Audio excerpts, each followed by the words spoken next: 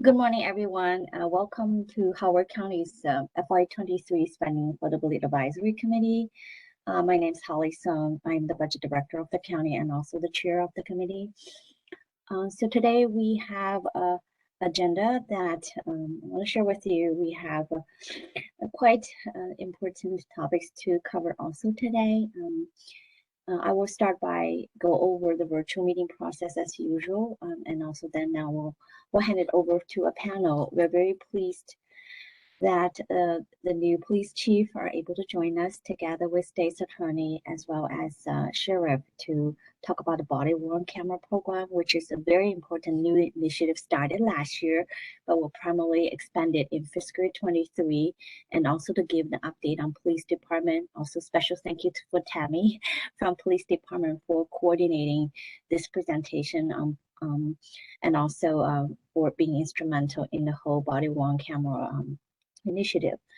And then next, Larry Twell is our committee member, is going to provide a briefing from Economic Development Authority, again, touching on very important issues on economic development as well as the county's assistance to our business there. And following that, there will be a presentation from our Department of Technology and Community Services there. They have been doing a lot and definitely help to support all kinds of service provided the county. So with that, I'll quickly talk about the virtual meeting logistics there. It's just a kind reminder that because we are doing virtual meeting, it's more than 20 people here. So just make sure mute yourself unless it's your turn to talk. And if anyone from you or from your team still have problem logging, please make sure email SAAC@howardcountymd.gov and someone will help you. The other thing is that we try to avoid on and off in the middle of the presentation. So if possible, try to mark which slides you have questions and wait until the panel finish the discussion for that topic. And then we will have a Q&A time blocked for that kind of a question time. And also make sure you understand that all those meetings are public meetings. They are streamed and they will be recorded and posted at council website, at the county website. And also a reminder that our next meeting will be on Thursday, same time, also online. And next time we will look at the economic big picture as well as the long-term demographic as well as development trends. So Dr. Irani, another committee member, is going to make a presentation together with DPZ, and also two of our education entities are going to present their own operation and budget. So with that, I'm going to close now, and please hand over the presentation right to Tammy at the police department, and they're going to share their screen. Thank you. Hi, good morning, everybody. I'm happy to be aboard as the new police chief, actually number 13. Just a little bit about me. My name is Gregory Durr. I retired here from the Howard County Police Department after 19 years. I was over with the state police where I was in the fire marshal's office as the chief deputy over there running the operations and had a hand in admin also. I'm a graduate of Johns Hopkins University, and I've spent most of my time in Howard County. My wife and my two sons, we live in the western part of the county in Woodbine. So I'm honored to be here and speaking with everybody. And virtually, it's hard to see everybody and know who all is here, but I know there's some folks out there I know. So I look forward to seeing everybody in person, hopefully soon, but when it's safe. Holly, we still don't have the ability to share.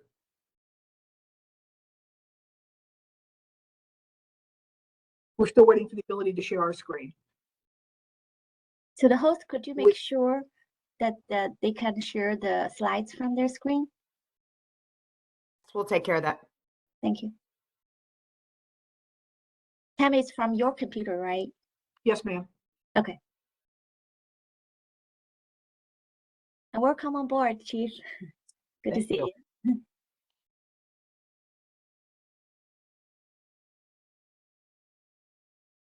We certainly don't want to hold up. There we go. There we go.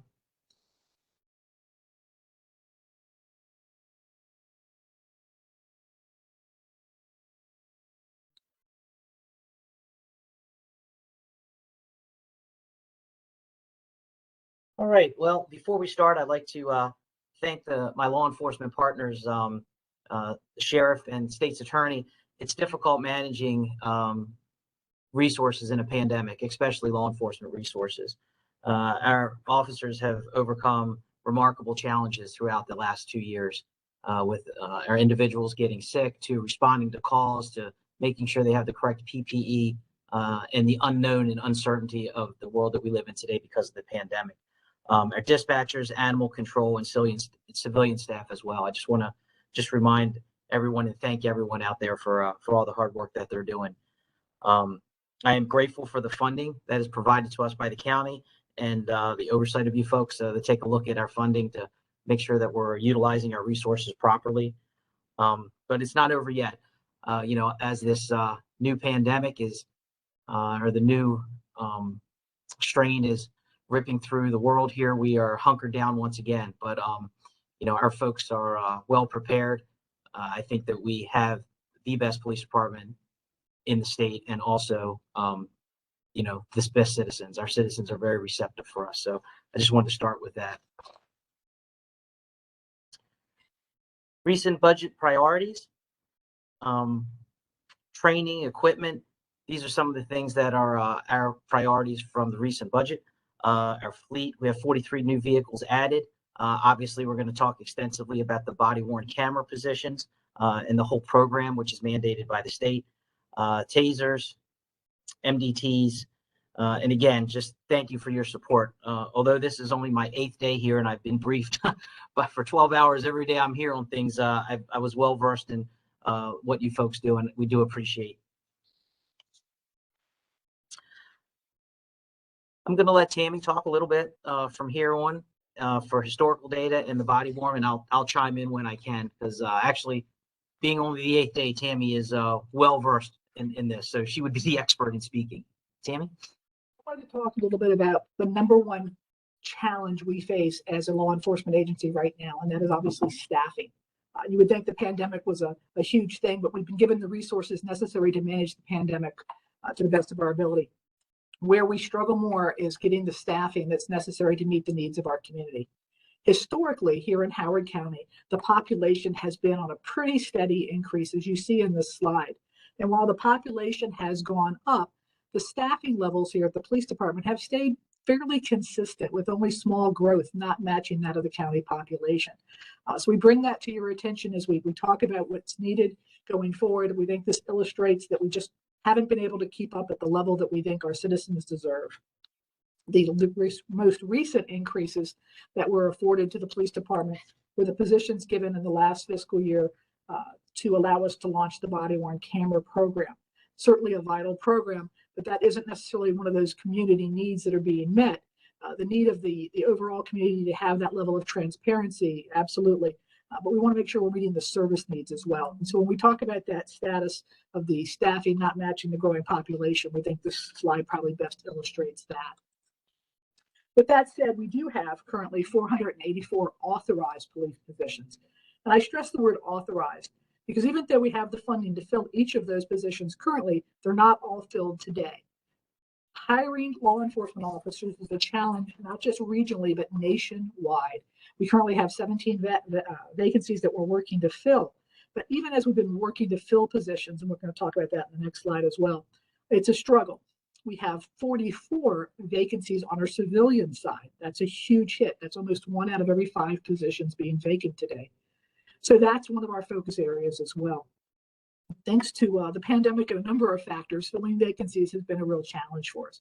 We also have the benefit of a number of volunteers that support us.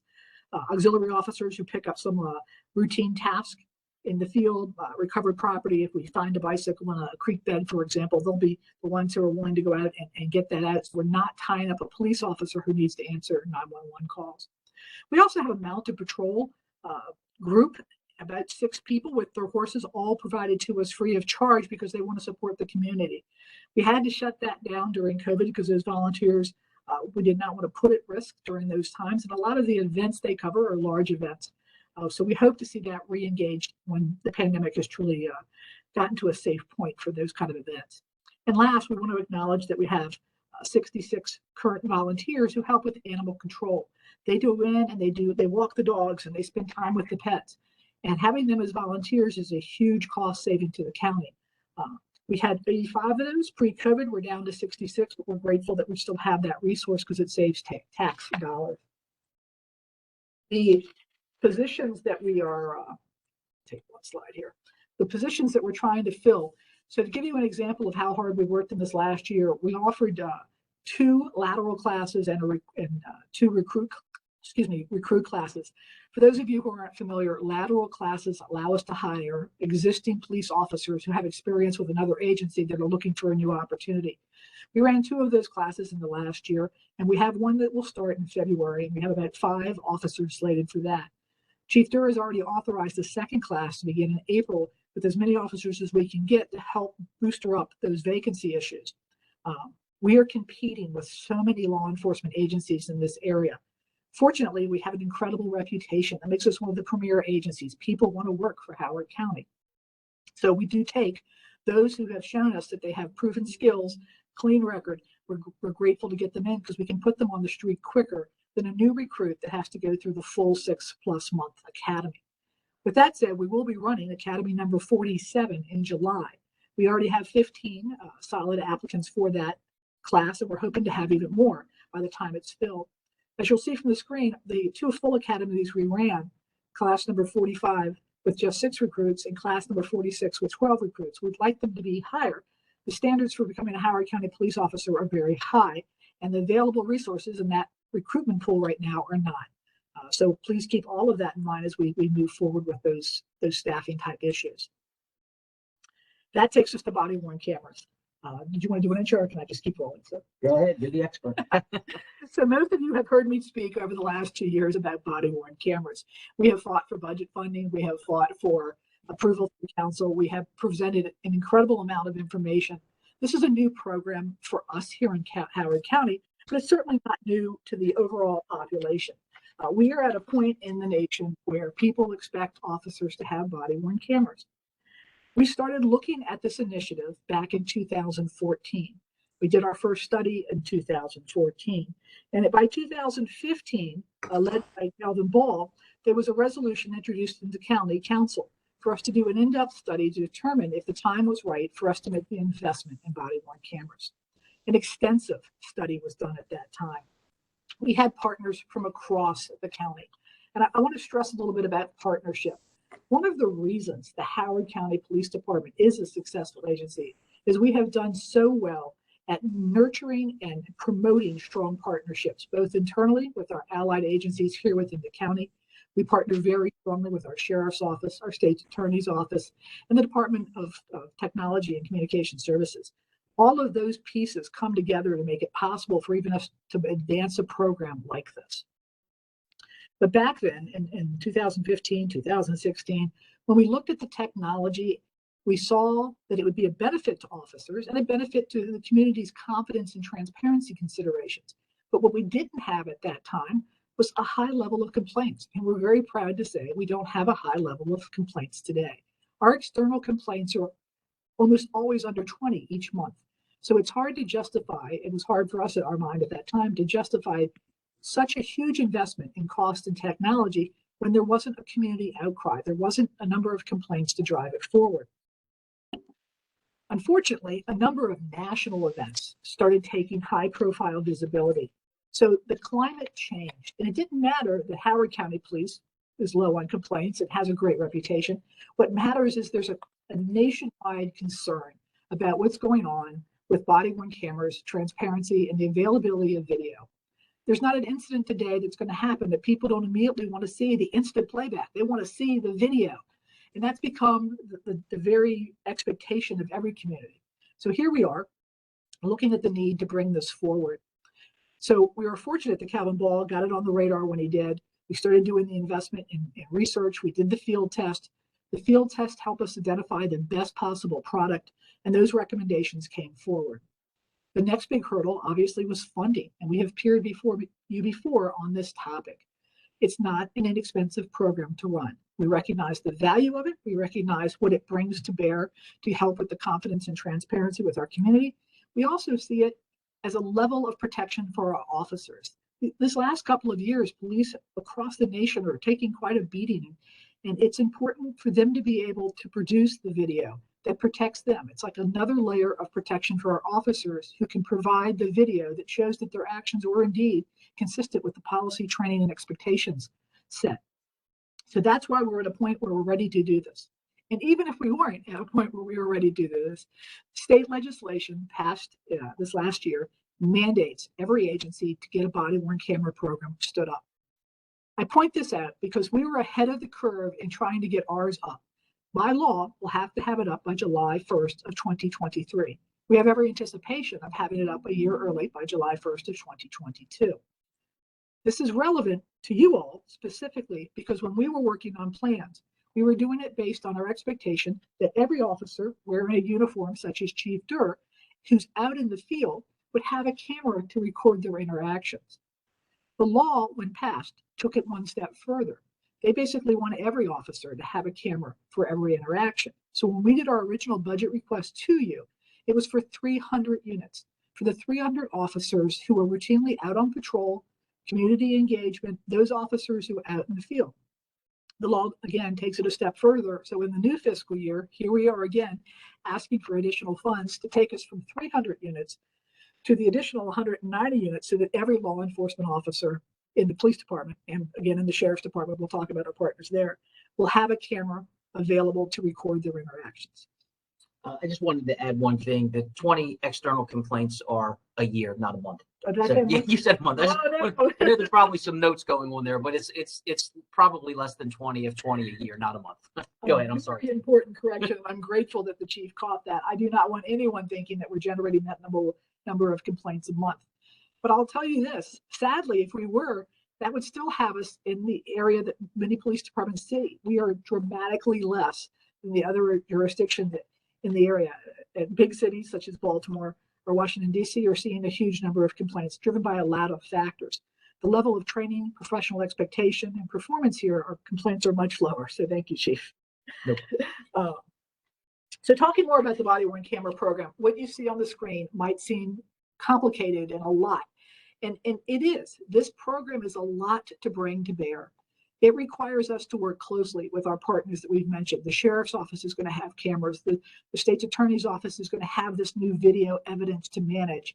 The Department of Communications and Technical Services has been vital to getting us to a point where we're ready to begin the process.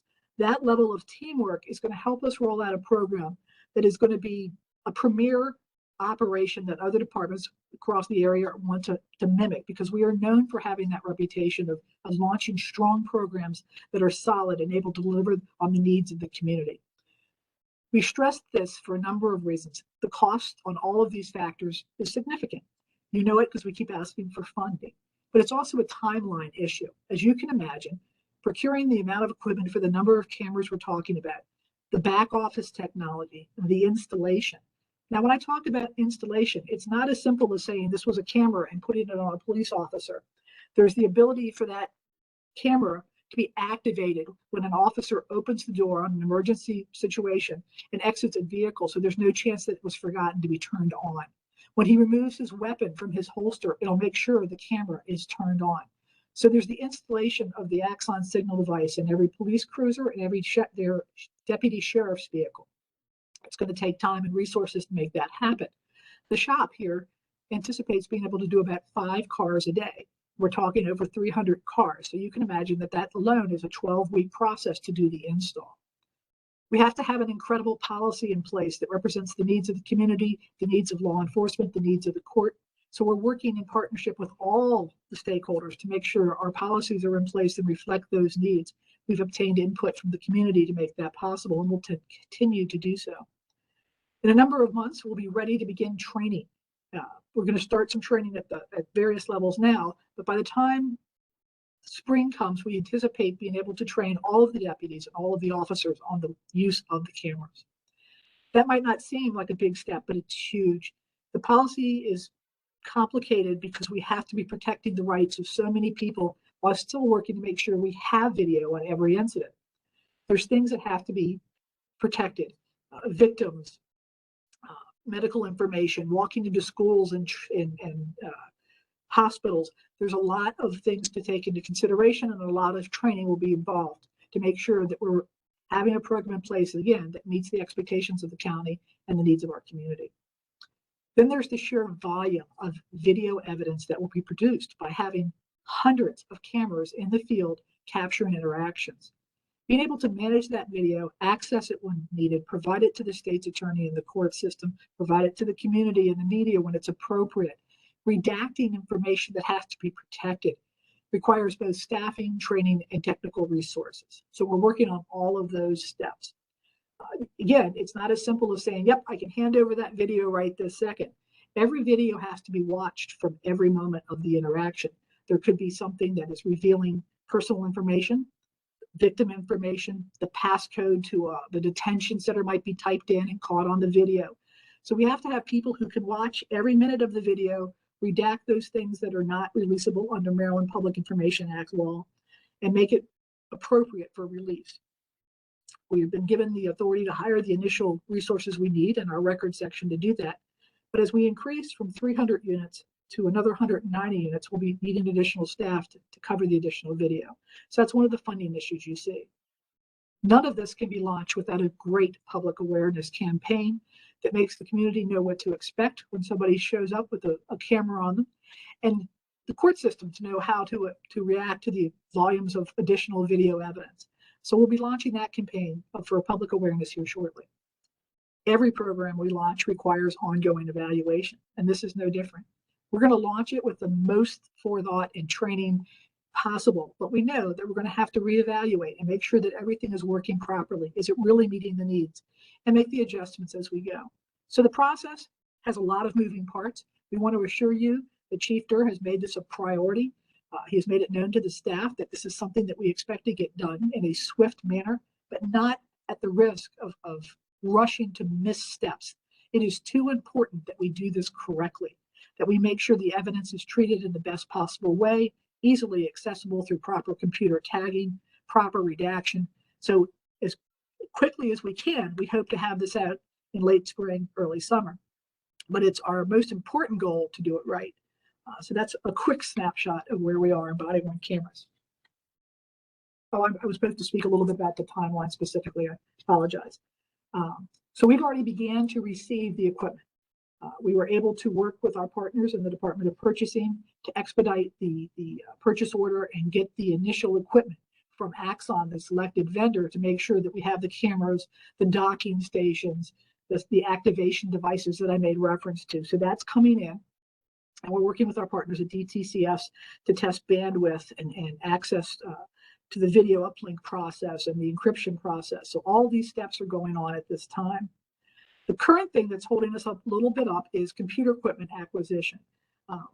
Although our vendor partner is able to give us the Bodyworn Camera equipment in a reasonable time, what we're actually having trouble getting is desktop computers for the new personnel, both in our department, the sheriff's department, and the state's attorney's office.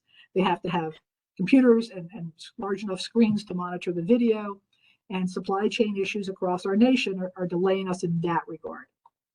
I mentioned a little bit about the installation process for the vehicles and getting 300 cars through the shop for that install, and that's at least 12 weeks of time and coordination. We're working quickly to hire the personnel that are needed to manage the program. Chief Durr has selected the lieutenant who will lead it here in the police department, but there's also officer resources that he has to identify, and the hiring of the civilian personnel who will process the video, and those selections are being made. Our partner agencies can talk a little bit momentarily about their hiring processes as well. We also know that there is a large funding acquisition request that is going to come with fiscal year 23 to continue the program that was launched in FY22. The funding numbers are currently on your screen, and they're shared amongst the partner agencies, us, the sheriff's, the state's attorney's office, and the Department of Technology and Communication Services. You might think that the number for technology is low for such a technological operation, but the majority of all the technology is in the budgets of the departments. And then the piece that the communications group the technology group is responsible might seem small in comparison because most of it is in our operating budgets. The network management piece still falls with the Department of technology and communications. So at this point, the chief and I would love to surrender the mic over to our partner with the State's Attorney's Office. Good morning, everyone. Hope all is well. Hope you can hear me. First off, I want to say that I appreciate the partnership that everyone has brought to the table to bring the Bodyworn Camera program to bear. We are very much in the midst of the acquisition of people to get the Bodyworn Camera program up and running on time, delivering a quality product, world-class quality product on behalf of everyone for our community. So I'm State's Attorney Rich Gibson, and I'll share with you the next two slides related to where we are with Bodyworn Camera. A couple, I guess, points that you should have understanding of. First is Bodyworn Camera is not only for critical incidents. It is not only for situations where there's a police-involved shooting or some allegation of misconduct of an officer. Bodyworn Camera is a mode of evidence, a new piece of evidence that is collected in reference to cases. And in every case, there's going to be officers who respond, and those officers are going to have cameras on their chest, and those cameras are going to be recording information. As the prosecuting entity, I have a legal, constitutional actually, responsibility related to information collected. Any information which we wish to use to prove the defendant committed the crime, and any information we wish to use, any information that would show or exonerate the defendant, any information that would show the defendant did not commit the crime must be provided to defense counsel. Additionally, any information which can be used to contradict a witness the state's relying on must legally be provided to the defendant and the defense counsel. What that means is the Bodyworn Camera footage has to be reviewed in real time, assessed, redacted, and then turned over to defense counsel. It has to also then, assuming the case goes forward to trial, be utilized in court. Might need further redactions at that point in time. So it's just a background for the scope of Bodyworn Camera, so you understand it has to be. We have legal obligations related to it that exceed critical incidents. As far as where we are with staffing and hiring, we've hired the unit chief and we've hired the deputy chief for the unit. We've also hired the lead investigator who will be handling cases that spiral out from Bodyworn Camera, as well as cases that require investigation on part of our office. We've hired the IT specialist to help coordinate the interface of this technology and the personnel to make sure everything runs smoothly. We've also hired an attorney for the major crimes unit. And so out of the 13 positions we've been allotted, we've hired 5 of the positions. There are 8 remaining. We are currently interviewing for those pieces. The deputy chief of the Bodyworn Camera unit will be starting probably in mid-February. The paralegal positions will be filling in last. We'll be bringing them in probably in March. And that's highly dependent upon where we are with the acquisition of equipment to launch the program. The space where we'll be located, where the staff will be housed, is in the first floor of the Carroll building. And we'll need training from Axion, which is the company, Taser is the parent company, on the actual use of evidence.com.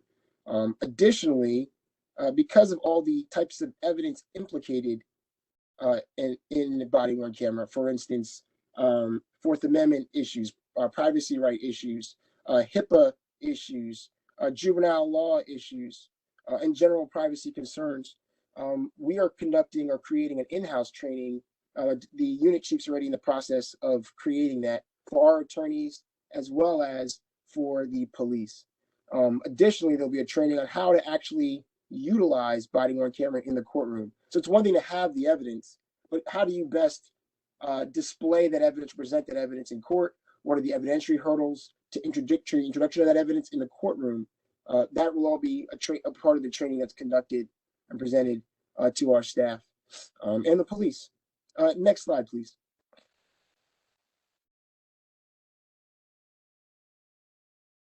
Thank you.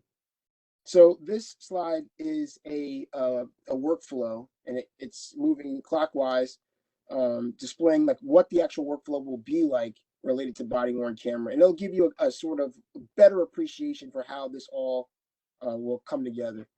So step one is the information is going to be extracted and brought down, provided by the police.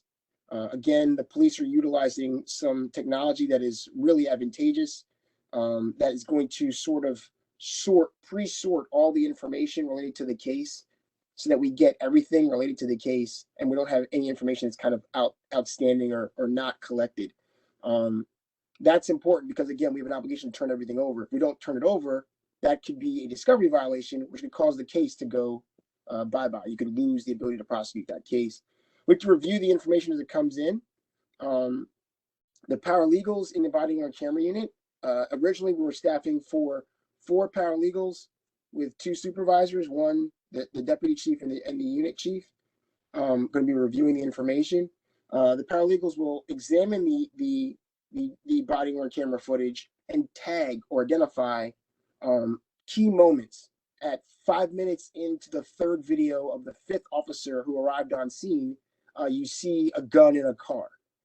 At 5 minutes and 30 seconds in the 4th video from the 8th officer who arrived on scene, the defendant made a confession. All of that has to be located and sorted so that you can kind of condense the acquisition of information. As the police alluded to, because their numbers of officers wearing cameras are increasing, my office is going to need more paralegals to review that information. And so the original information that we had was there were going to be about 300 or so Howard County police officers with body-worn camera, approximately 100 sheriffs with body-worn camera, and then approximately 30 or so state troopers in the county that would have body-worn camera at any given moment in time. That number has increased and has increased by over 150, so increased by about 50%. And as such, as we're asking for 4 paralegals, we'll need probably another additional 2 paralegals to sort through all that information. After the paralegals review the information and tag key moments, redacting information that's extraneous, they will then move on to step 4, which is to transfer that information to the assistant state's attorney who's actually prosecuting the case. The assistant state's attorney who's prosecuting the case is the one who is legally responsible if the information is incorrect, if they haven't turned everything they're supposed to turn over, if there's anything that's outstanding, they're the one who's legally on the hook. Their law license is in jeopardy if they don't properly process that information and give the defendant everything they're entitled to. And so they're going to review that footage to make sure that it's been properly processed. Once they concur that all the things that need to be extracted have been redacted, and that everything that's key, that's important, is supposed to be in there is in the video, they will then tell their paralegal to send the discovery out to defense counsel. That's done through a link which allows them to review and see this high-def video once defense counsel or the defendant get the information. The next phase is obviously preparation for trial. So just information is required to be turned over to defense, but not all information required to be turned over to defense is admissible in court. It's a separate, if you think of a Venn diagram, it's a separate Venn diagram, a separate circle. So you have a universe of information that's required to be turned over to defense, and then a judge can decide, you turned over an hour and 40 minutes of video, however, only 20 minutes of the 3rd video I will allow in, and only 5 minutes of the 5th video, and I'll allow a full hour of the 8th video, right? The judge makes those determinations, and then that video is then further redacted by our office, submitted to the jury, if it's a circuit court trial, or the judge, if it's a district court trial. And then post that point in time, we have to store the body-worn camera footage for the required period of time. And so that's the logistics and the workflow of body-worn, kind of like the life cycle of body-worn, where it comes in, how it's processed, how it's turned over to defense, how it's used in court, and then how it's stored in case there's any appellate issues or any issues raised related to the conviction. We need to have a copy that they can then look back at to say, yes, the judge made the right ruling. Yes, this information was properly turned over, or no, this information wasn't properly turned over, or no, this judge made the wrong ruling in this case, and X should have been admissible versus Y. So that's kind of a brief summary of where we are. As far as, again, progressing through, we feel like we're moving forward at a reasonable pace to deliver a world-class program on behalf of the community in Howard County. Thank you. Thank you, Mr. State's Attorney. We appreciate that. And we appreciate the strong partnership we have bonded throughout the process of getting us to where we are. That partnership extends to our sheriff who is with us today. He has yielded his time pretty much to us because the processes for the police department and the sheriff's office will be similar, and then everything obviously is the same when it reaches the state's attorney's office. So with that said, we're going to move away from the body-worn camera discussions a little bit. I know in the interest of time, I'm going to move quickly. There are other challenges we certainly face beyond the body-worn camera program. The staffing we're going to reinforce.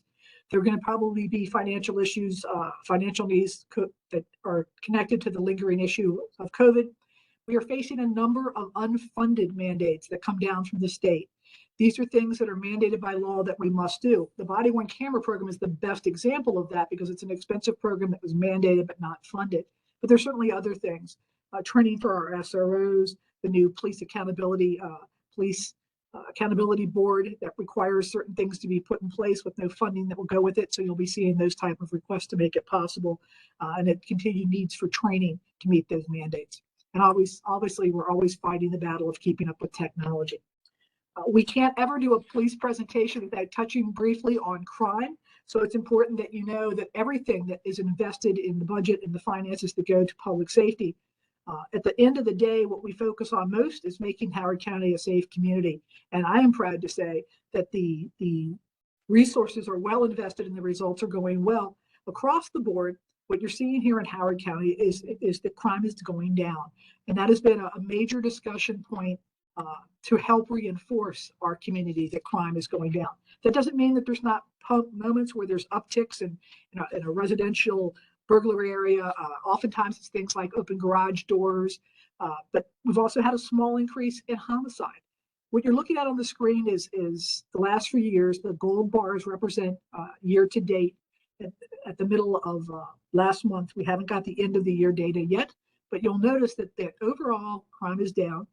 The things that we worry about, being a random victim of crime, is not terribly likely here in Howard County because of the proactive efforts of law enforcement and our prosecutor's office. But at the same time, we acknowledge, for example, last year with lots of factors, including COVID and other concerns, homicides went up. Now keep in mind that homicides going up here in Howard County took us to 11. Sadly, that could be a week or a month in other jurisdictions. We're very happy to say that's not the case. We usually have very few here in the county. But we're very mindful of the types of crime that affect quality of life, and that's where Chief Durr and the command staff focus resources. But we did want to touch on crime quickly. We also want to touch very quickly on being mindful of time on facilities. The funding that you have provided to us has allowed us to make some changes, such as the recent move of admin and headquarters to the Columbia area to allow the district offices to have some breathing room and space to put like units together. But one of the focus areas you'll be hearing more about going forward is our firing range. There are some safety concerns associated with the fact that the range hasn't really been updated since it was first built in 1991. And that's just an area that we know that we're going to need to focus on. So to recap real quick, our future needs include obviously adding officers to help make sure that we're responding in a timely manner to our community's needs, civilian staff that supports that, and technological advances. At the end of the day, we also want to touch on police reform because it's such a hot item in the media and in the hearts of so many people concerned with what's going on. We assure you that here in Howard County, we embrace police reform. We embrace any opportunity for the spotlight to be put on the department that shows what a good department we actually have. The policies, the practices, the training, the expectations set by Chief Durr and the command staff are high. They're being met by the officers and appreciated by our community. But even with that said, we do new initiatives. The Bodyworn Camera is one example. Teen Court, our law enforcement assisted diversion program that works again with the state's attorney to make sure that we're addressing the cause issues and how to keep people from being repeat offenders. Additional training for our school resource officers to instill confidence in the services, the vital services they're providing. A mobile crisis team, alternatives to police response that put mental health practitioners in the forefront if that's what's needed, if it's not a law enforcement officer needed, further crisis intervention training, all these things echo the support that we have for police reform and the needs of meeting our community through adapting to the concerns of our community. And we do all that with a focus on transparency. You see so much of what we do on social media. Body-worn camera video will be coming to your doorstep sooner than you think. So all of that is part of it. And with that, I will surrender the floor back to my boss. Thank you. Thanks, Tammy, for all your hard work. At this time, we'd like to open up for questions. I will go back to the host, Ms. Sun, to see how we can interact with this, because you are the host and I am not technically savvy when it comes to these virtual meetings. So go ahead. We collaborate. Well, thank you so much. I mean, this is a great presentation, and thank all the panelists, including Sheriff Harris as part of the team. So we're open to questions. I think we can entertain a few of them from the committee. So whoever has a question, just jump in, unmute yourself. Thank you. Holly, this is Steve. Just want to make a note for those who are listening in. This committee just gives an opinion on spending for the county for capital and potential revenue growth. This committee does not make decisions on spending. So just want to clarify that point.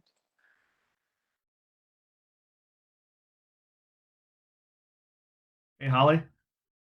Yes, go ahead. Good morning. Steve Hunt here, or on this committee, the other Steve. Just a quick question for you, Chief. Toward the end of your presentation, you talked about some of the challenges and staffing. I was going to ask you about that because I have friends of mine who are in the DC Metro Police, and they're constantly being pilfered by our federal law enforcement. So I know that is an issue with law enforcement across the board. But another challenge you mentioned were unfunded mandates, and some of the things that come down from the state. Do you guys have a sense of what that amount might be for the upcoming fiscal year? So I know just from rumor mill and from talking to my counterparts in other counties and working for the state is that they are going to have some type of they're going to make some type of clarification on a lot of these laws. A lot of the laws that were put into place last year are vague, and I believe they're talking about this session trying to clear some of the vagueness up to include use of force. There's we didn't even touch on that, but starting this year, last year they changed. What the only state in the nation that's changing the use of force, how that's going to be managed. But so I don't know. Obviously, it's an election year, so I'm sure that's going to play into some things. But I don't. I wish I knew more about that, but I really don't. I just know that a lot of times, and we're not unique in Howard County. So coming from the state, working there for almost 5 years, the legislation puts forth law, and sometimes they just don't have the funding mechanism behind it, so we have to absorb it. Can I add an example to that? So in the last legislative session, they mandated that every 2 years, each law enforcement officer have a psychological assessment. What a wonderful thing to make sure that we're looking out for the mental health of our officers. But again, there was no funding attached to it. So you can imagine what it's going to cost for us to hire a professional to do that assessment for over 494 law enforcement officers. It's a huge fiscal impact. It might be a very vital program. Nobody's disputing that. It's just how do we pay for it? And those are the kind of challenges that we face. Okay, thank you. Appreciate that. Thank you. Thank you for the presentation. I have a couple of questions. You mentioned that you have 15 recruits for the July office. Are they on the payroll now? I would think it would be difficult to keep 15 folks till July unless you have some sort of plan how to keep them ready for that class. So good question. They're not on the payroll. When we say we have recruits or applicants in the pool, they will not start on the payroll until they actually start in the academy. That's what we were looking for. Obviously, if they get other jobs in other places, there's nothing we can do about that. They kind of move. We're very fortunate where we receive a lot of laterals and a lot of recruits from other places. Although we do lose them, we really don't lose them a lot to local jurisdictions. Most of our folks are going to the federal side because we are a top-notch agency. And I'm just going to ring our bell here for a minute while I'm on the soapbox. But no, not until they get into the academy are they actually employed with us. Is there any way that you keep in touch with them? So, I mean, it just seems to me difficult to keep somebody for 7 months interested in a training. So that would be one question, or just maybe it's a comment rather than a question. And then I was curious, all the redacted materials, are they stored? Is that stored? Is there any overview of what's redacted? I'll handle the first question. So it's a good question. So when we say we have recruits, they're in the process. So it's not to the point where we said you are definitely going in this class in July. So it's a lengthy process. It starts with a written test, physical agility. There's polygraph involved. There's psychological profiles. So they're somewhere in the process. So we probably won't select them and actually give them a conditional offer, which we call it, which say, hey, listen, you will be able to attend our academy at this date. That's probably a month out or maybe 3 weeks. So during the process, when we say we have 15, we're confident that we'll be able to fill 15 slots. So there's probably, I don't know the numbers offhand, probably about 70 or 80 people that are competing for those 15 slots. So we're not even sure yet ourselves who exactly is going to make it to that final process. Okay, thank you. Mm-hmm. And I'll let Tammy address the other question. Hi, Barbara. It's wonderful to see that you're still involved in the processes with us. We're grateful for your experience. Well, I got my third question about the foundation next. I'll listen to Mr. Gibson first. Spectacular. So to answer your question about the video, so there are both state laws and county laws on retention, requirements for retention of evidence or our retention schedule of when we can dispose of evidence. So everything is tagged based on its relevancy. So a non-investigative file is not kept as long as an investigative file. A major case that would go to court is kept for longer periods of time. All of this data is being stored on the cloud. So it will be up there, tagged appropriately for schedule retention for deletion when it can be deleted based on its value as evidence. Thank you. One other, just to clarify too, every edit, there's a golden standard. So the very first video, the raw video, is kept. Every redaction is a separate save. So imagine you have the raw video that's going to be forever kept, and then each redaction, so if you took X out, that would be saved as a separate. And that you can track each of those. So you can see a trail. So there's no way to address community concerns. There's no way someone could go in and alter the actual footage, right? There'll always be the initial copy of the raw footage that's stored. And then, as Tammy said, when it relates to trial, we have to keep it for statutory periods of time. It's 20 years for, I'm going to simplify this for the purpose of this discussion. For minor cases, it's 20 years after the resolution of the case. For major cases, for minor cases, it's 5 years to the resolution of the case. For medium grade cases, it's 20 years. And for critical cases like a murder or rape, it's infinite. You have to just store it because that person can always come back and say, this wasn't done right in my trial. I want to attack. It's called a collateral attack. I want to attack the conviction in some way, and they need to be able to look at the evidence in order to assess the validity of the argument. Thank you. That got to the heart of my question. Thank you. And just my last question, is the Police Foundation still active and supportive of the work of the police here? Yes, ma'am. You laid a strong foundation for an entity that has continued to grow and be of great value to us. One of the things that the chief did in his very first week here was take the time to meet with them. So we were grateful for the input they provide. When we talk about community input on policy or critical issues, that's one of the loudest, most reliable sources from our community that we get to hear. It's not just the people who sit on the foundation or the Citizens Advisory Council. It's the people that they then talk to and magnify that reach. So we're incredibly grateful for that. Thank you. That's it. Thank you. Good morning. Good morning. Thanks, Chief, and welcome and congrats on the appointment. And thanks for all the great information that you and your staff have provided this morning.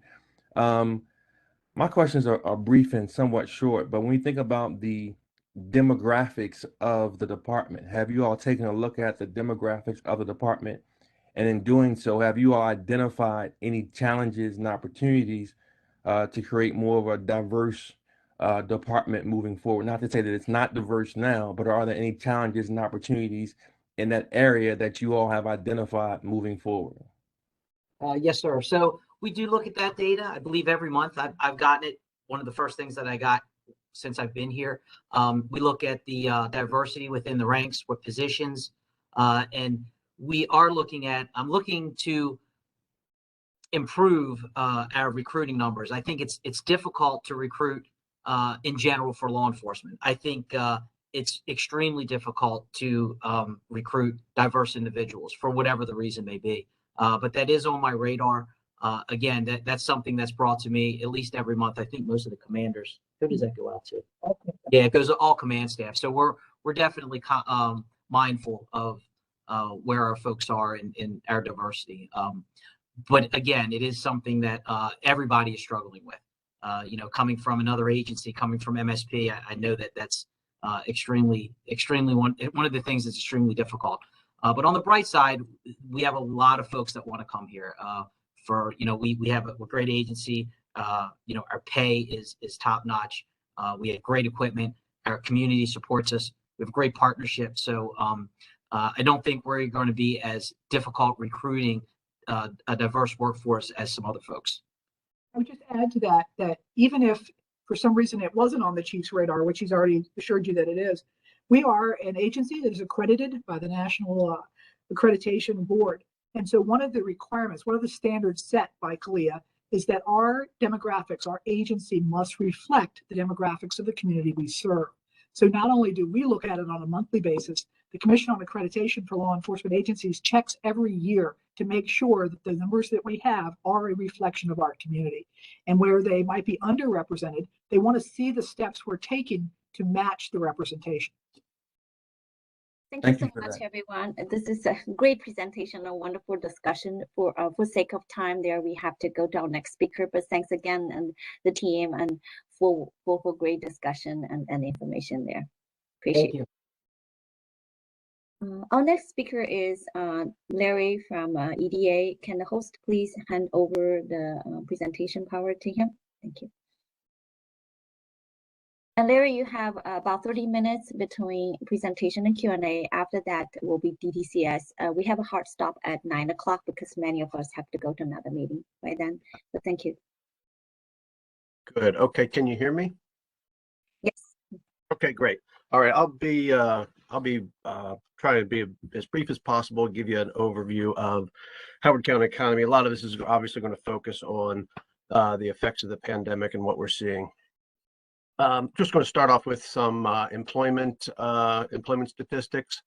Let's start with, just for context, a 10-year Howard County job growth. And you can see, this is a cumulative track of job growth over the past 10 years. We were, had healthy job growth, good increases year over year, really starting to, do well. And then the pandemic hit, and you can see how we're starting to climb back out of that. We'll take a little bit of a closer look at that.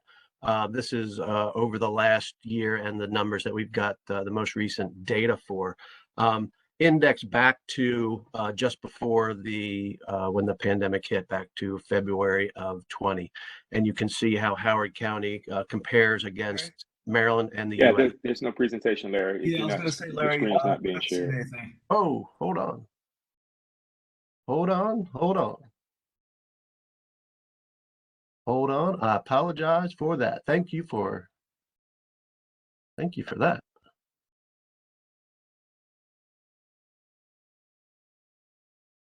Better? You're good. Oh, there we go. Okay, thanks for the hook.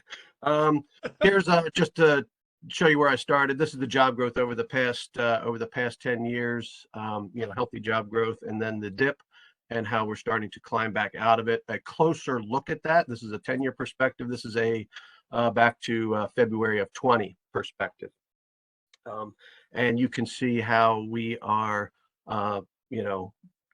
not fully recovered yet by any means.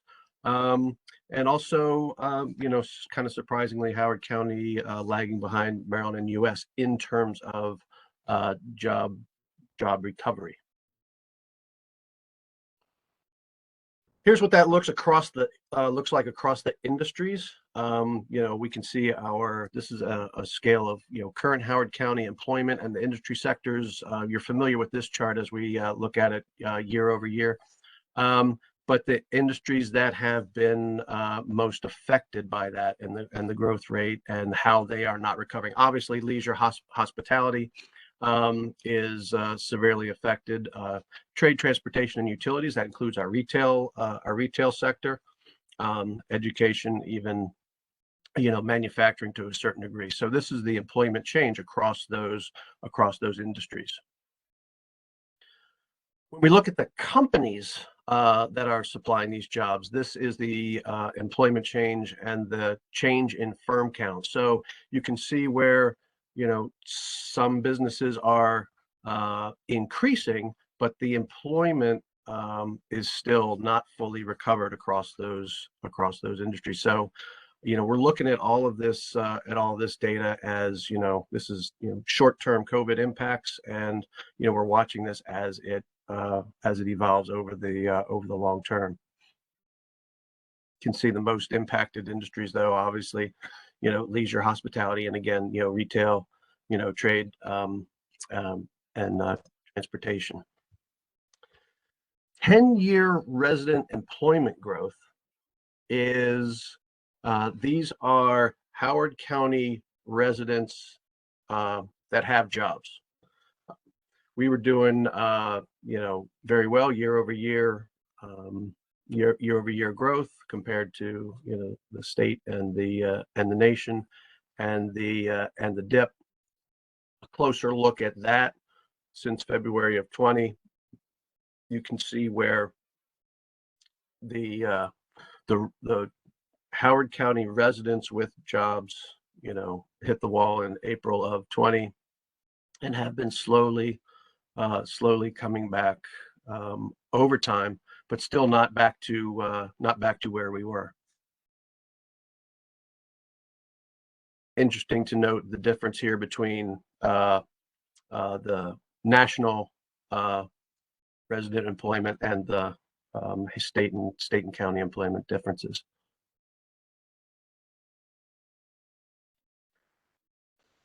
This is a look at the labor force, Howard County labor force, and the resident employment. Let's take a look at the labor force for a moment. We've been hearing about labor shortages and where have the workers gone. This is what that looks like. And then the blue line is the Howard County residents that have jobs. The two lines are getting closer together. That's good news.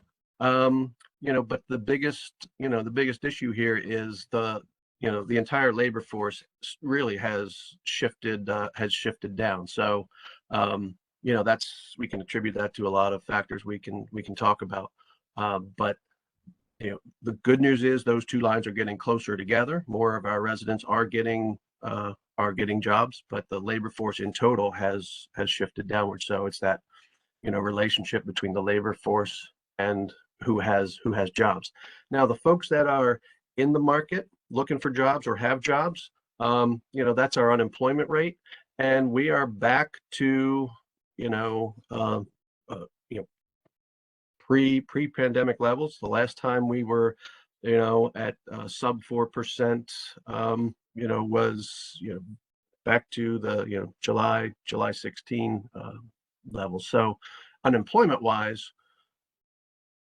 we're doing quite well. The bad news there is there's just not as many folks in the labor force that are able to have jobs or looking for jobs or have jobs. Take a look at commercial real estate for a few moments. This is our historical look and a look at our neighbors as it relates to our office vacancy. We were at pretty low levels there in the previous few years. Howard County being the blue line.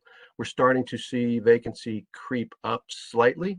And we're going to talk about this a little bit later in the presentation in terms of office space. Now, office space is the vacancy rate tracks space available that has a lease that is signed. Nationally, we're starting to see office vacancy numbers creep back up as companies, reevaluate their real estate needs. In Howard County, we're higher than we were, but still it is a sub 10% number, which is still pretty healthy. Offices are obviously considering how they're using their office space, and it may not be occupied fully all the time, 40 hours a week like it was, but it is still a lease that is signed and it counts as being occupied space. So we're watching our office vacancy rates very closely. On the industrial side of things, we are at historic lows. We have more demand than we have supply for office space, really. And it really is, nationally we're seeing this, and it is a lot of it is attributed to, warehousing for safety stock. We're seeing a lot of that. And also last mile distribution, as online retailing has picked up significantly over the past 2 years. Our retail space vacancy, we're no surprise we're starting to see climb. You can see how historically we were sub 3% in our retail space. Now we are above 5%. So we are starting to see a lot of that, local retail space, come on the market and be vacant, and, obviously attributed to, new shopping habits. Spend a few moments talking about the business assistance that we provided to the industries over the course of the pandemic. Close cooperation with Department of Finance, who issued all of these checks. I think we're going to have to buy them a new printer. Visit Howard County, who worked with our hotels. DCRS, who helped us with our childcare grants. The premise behind the way we did our business assistance grants was we targeted businesses that were forced to close by executive order, and were retailers initially, restaurants, childcare, hotels, and the like. So we picked the smallest of our small, our most vulnerable businesses, and it was a different approach than other jurisdictions took. And in the end, we provided over $21 million of state, local, and federal funding to local businesses. Over 2,300 grants to over 1,200 unique entities. And like I said, farms, restaurants, storefront retail.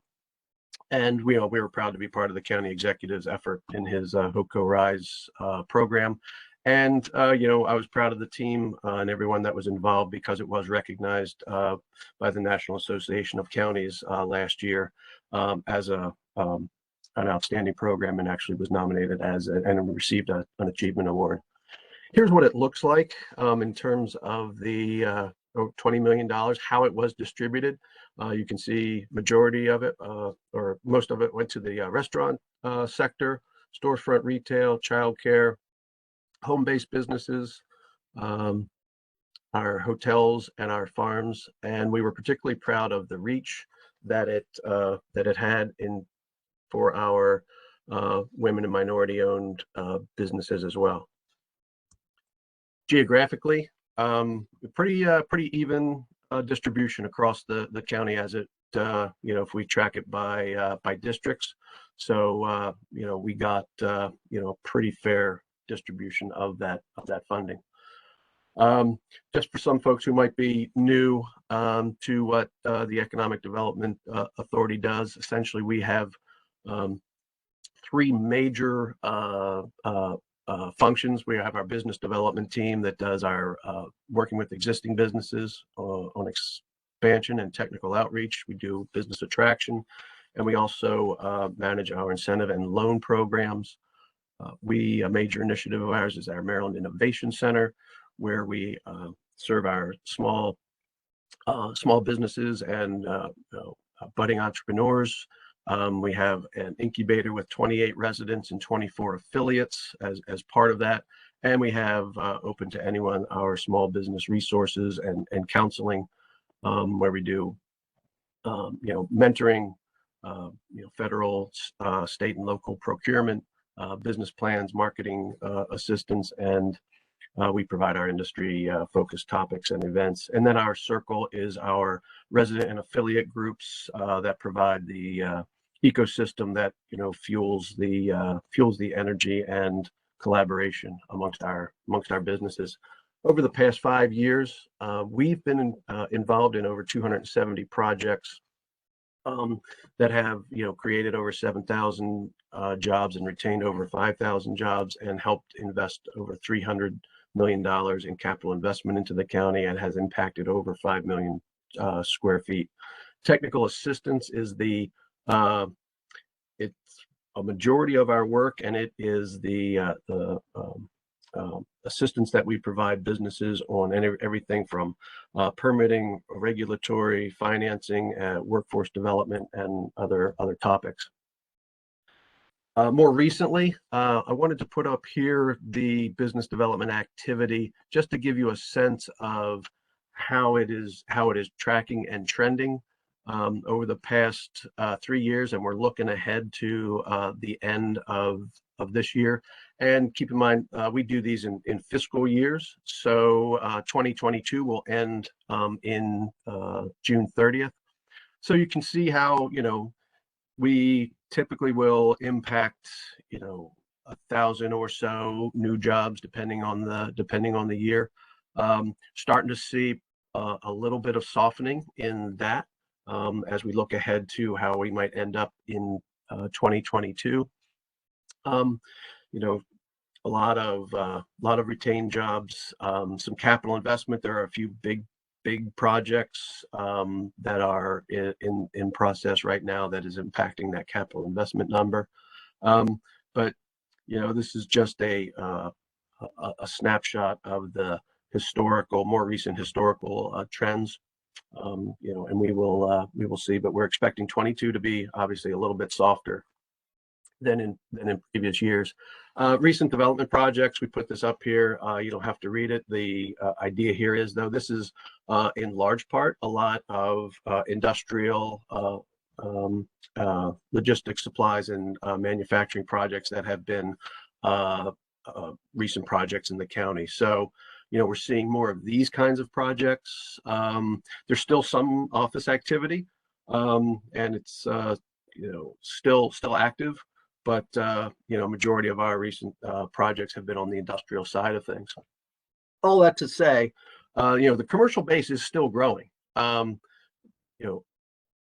Ended fiscal year 2021 with about $113 million increase in the commercial base, and that is about the third largest growth in the past 10 years or so. So it is, commercial base is growing. So there is good news there in terms of accessible base.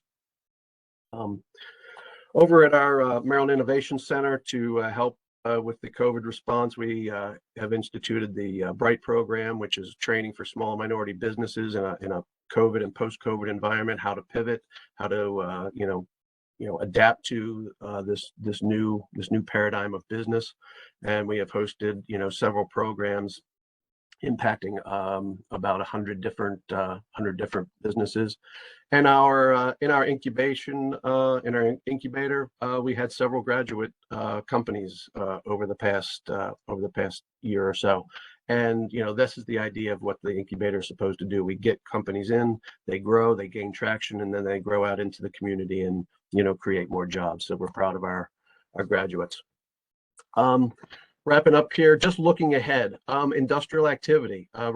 We believe we're going to continue to see increased activity in the industrial market. These are the manufacturing warehouse market. And I showed you this last year just to give you a sense of, how that industrial activity, impacts it. And I said we have more demand than we do supply. These are projects that are still looking for space. And it really does come down, and you guys are familiar with this, the land availability. And we may have shown you this last year, but this is a map of undeveloped commercial and industrial projects. And can see, if I zoom in here, these are the parcels that we have available for those types of projects. You can count. These are about maybe 24 parcels, and they're on a map, they're zoned, and they are undeveloped. A deeper dive into this shows us that sometimes they don't have utility access, they don't have road access, but it is as an example of how do we start rethinking about our commercial base.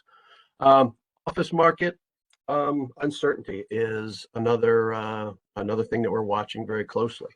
Companies are rethinking how they use offices. Depending on the industry, you'll get different answers. Some are forcing employment back into the office. Some are shifting to remote. Many are shifting to hybrid. Industry research will tell us that the suburban office market is going to see a resurgence because businesses want to be closer to their workforce in the suburbs, and we may see that impact city offices. So it really is, I would say, early to tell. And my hunch is we will still see office activity. It'll be a different kind of use. It might be smaller footprints, but still, I would not say the office market is not dead. Not everyone is working remote. But it is going to be a different paradigm for the office market. And what does that mean for, our commercial base and our employment centers? I still think, downtown Columbia, because it is such a live, work, play environment, you're going to see that activity continue to grow. And the this is why we're looking at adding longer term different amenities to Gateway. So we're still seeing leases get signed. We're still seeing office construction. So it's uncertain, and just because you hear a lot of remote work, I'm still putting a lot of confidence in our office market. And I'm going to talk about legislation for a moment. And I really appreciate your recommendations in the report last year. You talked about having efficient, predictable environment, reducing cost burden on businesses to make us more competitive. And I was happy to see that as one of the recommendations from last year.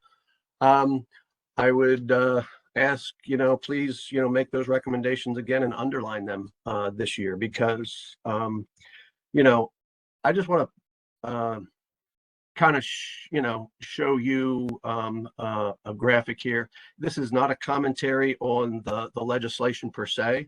This is about the timing, I will say, of the legislation. And just to, for an example, the plastic bag fee and the single-use plastic ban legislation. Not a comment on plastic uses. This is really just a commentary on the timing of it.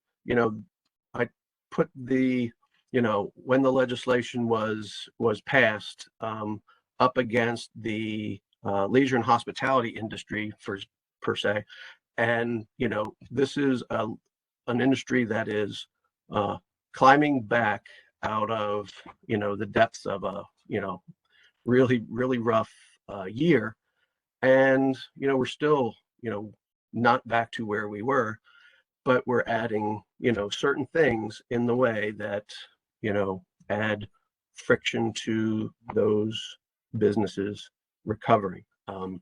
Our friends at Steel Fire publicly, announced that they were closing. Part of their reasoning was, increased supply costs. I'm not saying, this is a result of that. I'm just saying, please consider our legislation on our businesses. Last year, we talked about a lot of the development regulations, and you heard from some of the industry folks about that. Leonardo and I talk about every week, and he spends a lot of his time on advocating and representing the business community on these efforts as well. So I'm sure he's got some insights on this also.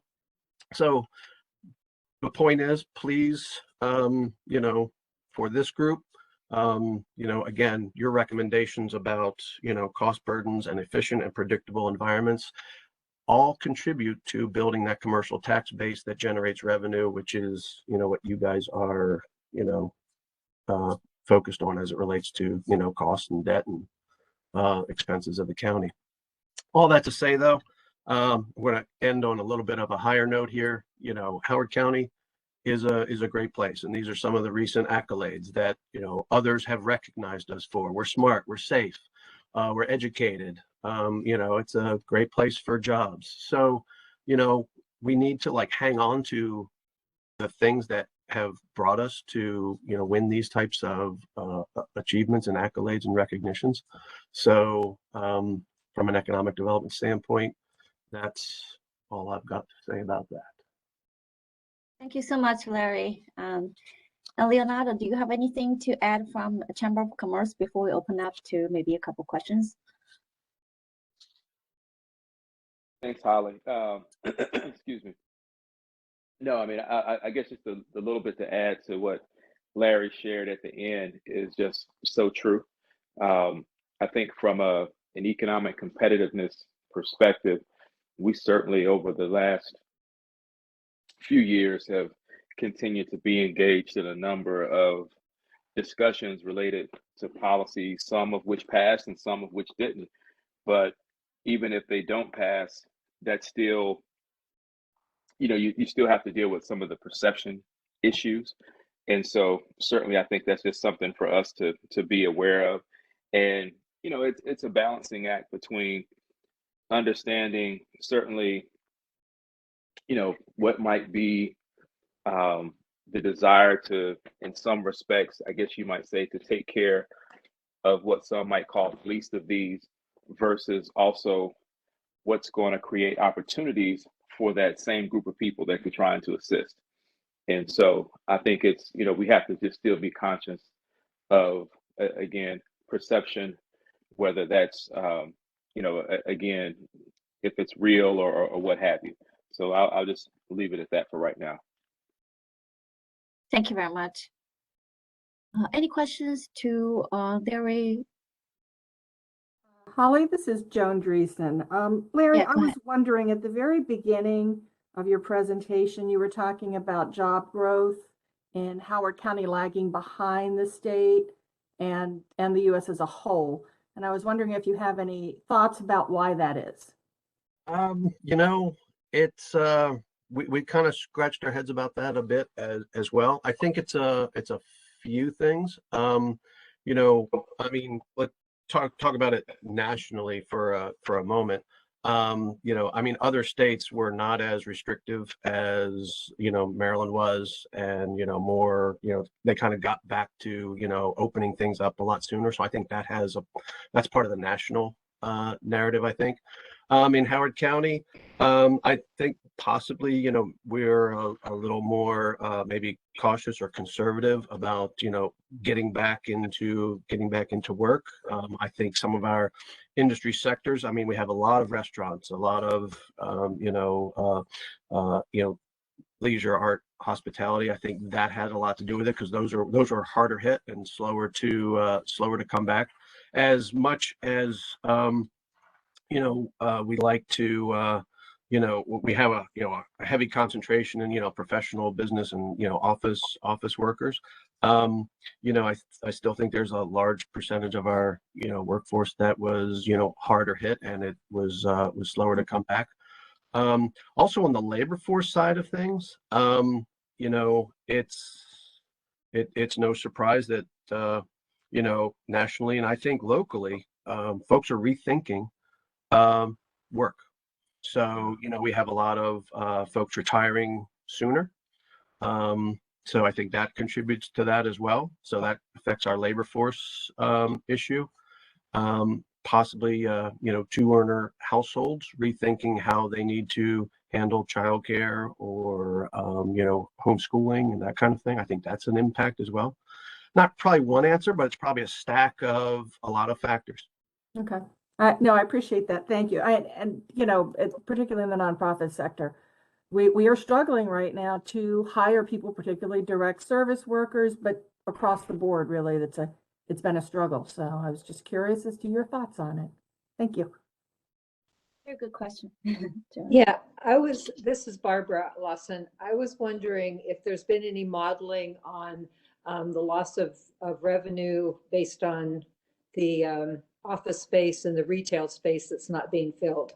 I know that we'll still have the commercial, I mean, the tax base on the property, but what about the businesses in them? I mean, has there been any modeling on that? Are you talking about like if you have an empty space that, I mean, presumably if somebody's in it, they're going to be paying some taxes that we might receive. But if we have if we have more inventory, that's what I'm saying. Yeah, no, Barb, you're bringing up that point about the office market. I mean, we're starting to see the vacancy rate increase slowly. You know, and even though a business may not be utilizing its office space fully, it's still, you know, paying its rent. It still has its lease.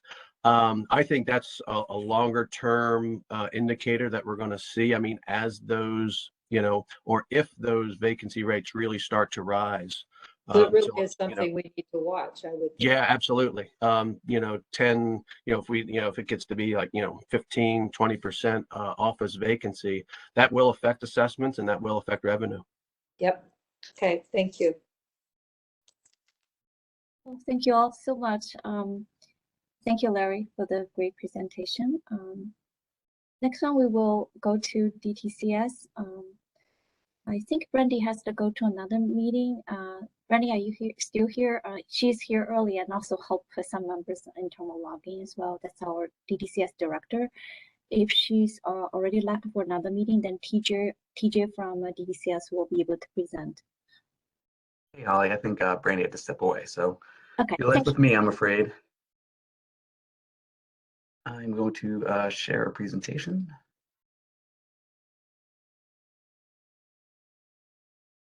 Please let me know when you see it. Yes, it's here. Thank you. Great. So good morning, everyone. I'm TJ Mayotte. As Holly said, I'm the Deputy CIO here at Howard County. Brandy had to step away, but she and I worked together on this presentation, and I'll be happy to answer any questions that you have. I'll keep the presentation brief. I know we're coming up to the end of the meeting, so we have time for questions, and then wrap up the meeting. I'm going to go over the mission of DTCS generally, focus on 3 specific areas that we're seeing a lot of action in, talk about some of the challenges, and then looking forward. So jumping into one quick question. Sorry, TJ. We can see two screens basically. Do you want to make adjustments so that only show one? Sure. Give me 1 second. And by the way, just for the audience, I just want to compliment DTCS. The entire department has been really, really busy throughout the pandemic, support all the services from the county. I just want to reemphasize that. Okay, thank you, TJ. You're good. Good. Yeah, thanks for that, Holly. I always like to shout out that we have 2 of our DTCS members on the call today. We've got Rob and Orson that are providing the technical support. So we're doing a lot, supporting lots of different things. Both those folks are not meeting administrators per se, but they stepped outside their normal duties to help out with things like this.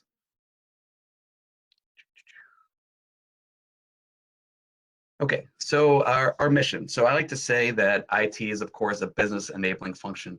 As we heard from Tammy and the rest of our law enforcement partners, we're there to support and ensure that they are successful in everything that they're doing, including things like Bodyworn Cameras. But we do that for every department across the county and our residents. So our mission is very broad. From a security standpoint, we want to make sure the county network is safe and secure. Speaking of our residents, we also want to ensure that broadband access continues to expand. We are the lead department for the County Executive's Transform Howard initiative, which includes improving digital equity within the county and accelerating digital transformation across both the government and for our residents.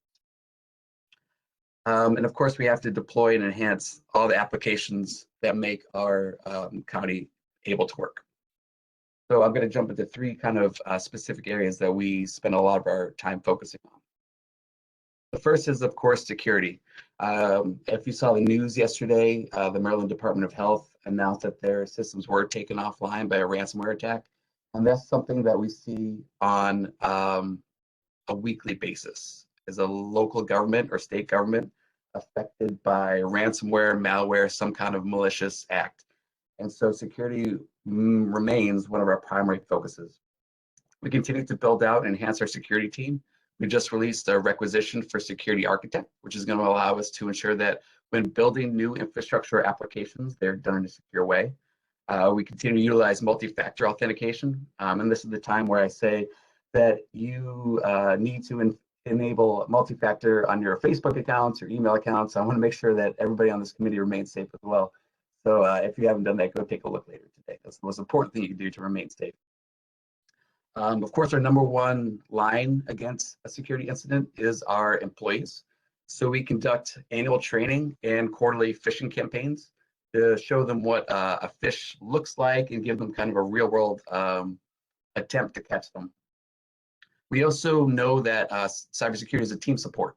So we partner with our local jurisdictions. We chair a quarterly meeting of other agencies, and we are actively reaching out to CISA and other DHS type agencies to ensure that we have the best knowledge and ability to respond to cybersecurity incidents. We recently performed a tabletop ransomware exercise with our IT and agency partners, and we plan to hold one in the next year with our executive staff to give them that feel for what it will take to respond to a ransomware incident. Next up, after security, is supporting our county's digital transformation. So as I said, we are supporting a wide variety of collaboration tools for remote work. Our employees, after the pandemic, although they did return to office, we've moved to more of a hybrid model, which is in keeping with where we see most businesses going. We feel that this is very important. We've talked a lot about recruiting and the ability to get employees in the door.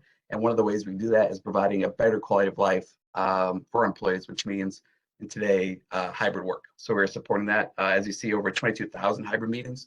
That means in practice is both the infrastructure to support that kind of action, as well as the training and personnel support for all those meetings. We, as I said, are leading the Transform Howard initiative. We have continued to increase access to public Wi-Fi. We are piloting a new solution to provide public Wi-Fi to a mobile home park in Elkridge. We just got that project off the ground. And we are in the final stages of conducting a countywide digital access survey, which is going to give us on the ground truth of where additional need exists within the county. One thing that we completed over the past year that we're extremely proud of is upgrading our broadband infrastructure to support 100 gigabytes of traffic. And we are now the primary internet provider for our school system. So not only do we have the fiber infrastructure owned by the county government, we are now using that to provide internet support to our entire school system. And we did that very quickly as the school system transitioned back to hybrid last year. I like to say, as far as I know, we are the only locality providing that level of support to their school system. And we continue to provide other access and secure tools such as to all of our employees. Increased tools and functionality. So as I said, we continue to see more need for digital support for both our residents and our employees. We launched a new county website. I encourage you to go take a look if you haven't. We see over 9 million page views a year. providing our residents with information on our COVID response, vaccines, and anything else they need. We've kind of reorganized the entire website to make it more user-friendly, and we're beginning work to do the same for our county council site. Alongside that type of work, we are actively digitizing previously paper-based processes. So our first was the liquor license application. So before it was kind of a back and forth in mail or scanned and signed paper between the county council staff and the liquor license applicants. And so we're looking to bring that entirely online to make it faster and smoother for both the residents and the employees. And we're actively looking for other areas that we can do the same in. As you can see, we continue to develop new sites and other online workflows for our employees. So COVID reporting, phone stipend, and telework processes were all brought within a digital workflow. On the phone stipend, I do want to mention that we have reworked the entire phone stipend process and support, and worked with our vendor on our MiFi support, and have realized about $250,000 in annual savings by just how we reworked that entire process. For challenges, there's a lot of bullets on the slide because we have a lot of challenges. But you can sum it all up with the expectations of IT departments continue to grow. That goes from remote work to digitized process to meetings like this. It's not uncommon for us to get a call from a director or employee that says, hey, I was in this meeting with a vendor or a private sector partner, and they were able to do X, Y, or Z online, and I'd like to do the same. And it's up to us to kind of support that new mission need. And we are happy to do it, but it requires a lot of time and effort for us. Alongside that, we are seeing approximately a 10% increase in costs for technology, and that's just overall. That's hardware, that's software, that's vendor support. And although we show 10%, frequently it's more. The police department talked earlier about the difficulty in getting desktops for the BWC program, and I can say that is essentially every piece of technology equipment. So not only is it more expensive, it also takes longer to get. So we are having to manage end-of-life systems and plan further out, because we know we're looking at a 3 to 6 time lag in any equipment ordering, that it's also going to be 10 to 20% higher. So that's causing us to kind of rejigger how we both approach our budget and our support. This also applies to security. So as threats continue to evolve and get larger, the need for security support also grows. I think a good example of this is, you may have heard about what was called the Log4j vulnerability. So that was a very large vulnerability in a very basic piece of code. So we had to go through our entire application and infrastructure stack to ensure we weren't vulnerable to that. And that type of need is going to continue to increase. The last thing I want to pull out of here is, as others have said, attracting and retaining talent remains a challenge, particularly within the ID department. Where we are located, there's a lot of opportunities for folks with IT skills, and getting them to come work for a local government can sometimes be a challenge. Obviously, we're somewhat salary constrained, so we need to provide other means of attracting that talent. So we kind of talked about our mission and how they can help support their community, but filling those roles remains challenging. So looking forward, one big thing for us is how we responded to and funded many of our pandemic actions. So a lot was funded through our existing budget, of course, but we also used CARES Act funding. CARES Act funding was, of course, one time. And once we have purchased the software from, example, the CARES Act funding, we need to continue to support it, ongoing operations maintenance, and that's going to come from our budget. So we need to be cautious when we're purchasing new infrastructure or software tools with these new sources of revenue, knowing that we're going to have to continue to support them in the future. As CARES Act funding has kind of sunset, we're now looking at American Rescue Plan funding. But again, the ongoing maintenance support must be built into our planning process when we look into these. I will say we're attempting to use ARP funding to support a lot of our digital equity efforts. So we'll basically be continuing to build out our fiber infrastructure with ARP funding, and provide more broadband services to our residents. We know that the technology needs are going to continue to expand and evolve. As I said, the expectations for IT support only continue to grow, and we need to be proactive in how we plan our budget to meet those needs in the future. And of course, security remains our top focus, and we believe that that's something that's simply not going away. So that's everything I had to present today. Happy to open it to questions. Thank you very much, TJ. So does anybody have questions for TJ or our DDCS? Maybe one question, TJ, can you just highlight a little bit more about cybersecurity, because we all heard about a lot of concerns, and also you did touch upon that, to just maybe dig a little bit more about some of the process we have already started to try to strengthen that. Yeah, absolutely. So we hired Howard County's first Chief Information Security Officer about 2 years ago, and he's built out his program. He now has 2 security analysts on staff, and we've opened up a requisition for a security architect specifically.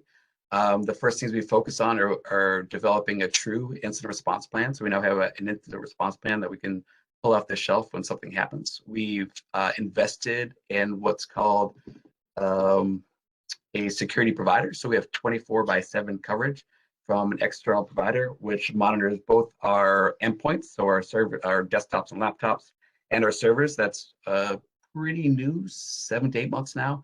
And we're actually investigating bringing on another similar but different detection capability. And just so you know, I have a previous cybersecurity background, so I get really into the weeds on this if I'm not careful. We believe in a defense in depth philosophy. So we want to have several instances in which we can kind of catch any malicious actor, but also have a hardened infrastructure. So on our infrastructure team, we're looking at ensuring we have proper disaster recovery and backup technology in place. Should an incident happen, we can roll back. I'll speak briefly about cloud providers. So when we onboard a new cloud provider, we put them through a security assessment to ensure they meet kind of our minimum requirements. And we're also working to ensure that contractually that all of our vendors meet our security needs before we even onboard them. Thank you very much. If I don't get one question from the panel, I'm going to get in trouble. So if someone could ask a question, that'd be helpful. I think you did a wonderful job. That's probably I guess why so. everybody's silent. All right, thank you so much for the rest of the group on that. Do you have does anybody have comments or quick questions there? Okay, if not, then we will adjourn a little bit earlier than usual. Again, thanks everybody for participation, and great appreciation for all our guest speakers for giving very informative presentations today. Our next meeting for the committee will be Thursday next week, same time. So we look forward to see everyone, and have a great day. Thank you.